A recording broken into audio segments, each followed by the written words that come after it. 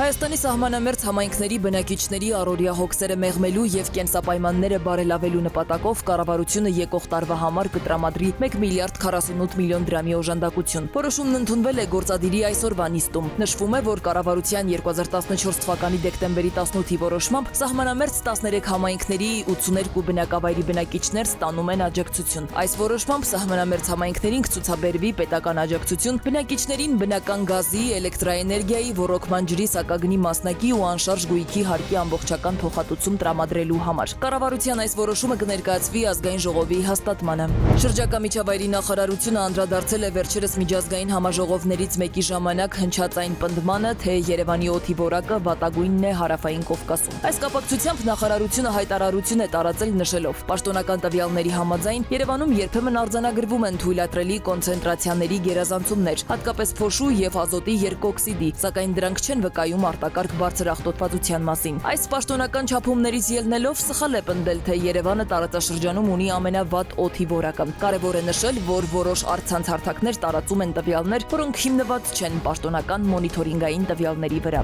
Արագածոտնի մարզի աշտարակում գտնվող ռադիոֆիզիկայի եւ էլեկտրոնիկայի ինստիտուտ հատուկ կոնստրուկտորական բյուրոն կվերակազմակերպվի միանալով Հայփոստին։ Կառավարությունն այսօր է որոշել, հաշվի առնելով ընկերությունների գործունեության նպատակներն ու խնդիրները, միացումը թույլ կտա ապահովել վերջիններիս ռեսուրսների, նյութական, գիտական եւ աշխատանքային արդյունավետության բարձրացումը, ասված է որոշման հիմնավորման մեջ։ Իդեպ ընկերությունների միացման արդյունքում նախատեսվում է կառուցել նոր փոստի փոխանակման եւ տեսակավորման կենտրոն։ Ռուսաստանի Ստավրոպոլի տարածաշրջանում Հյուսիսային Կովկաս, Անդրկովկաս մայրուղային գազատարի վրա պլանային վերանորոգման աշխատանքներն ավարտվել են եւ սեպտեմբերի 25-ին ժամը 13-ից վերսկսվել է Հայաստան բնական գազի մատակարարումը։ Այս մասին հայտնում են Գազպրոմ Արմենիայից։ Երևանի համար 107 մանկապարտեզի բակում սեպտեմբերի 23-ի լույս 24-ի գիշերը տեղի ունեցած կրակոցների դեպքի առթիվ նախաձեռնել են քրեական վարույթ։ Քննչական կոմիտեից տեղեկացնում են, որ վարույթը նախաձեռնել են քրեական օրենսգրքի 297-րդ խուլիգանություն հոդվածի 3-րդ մասով եւ 335-րդ հոդվածի առաջին մասով։ Հրազենի, դրա հիմնական բաղկացուցիչ մասերի, ռազմամթերքի եւ այլ նյութերի, սարքերի, առարկաների ապօրինի շրջանառություն։ Ձերբակալված անձ չկա։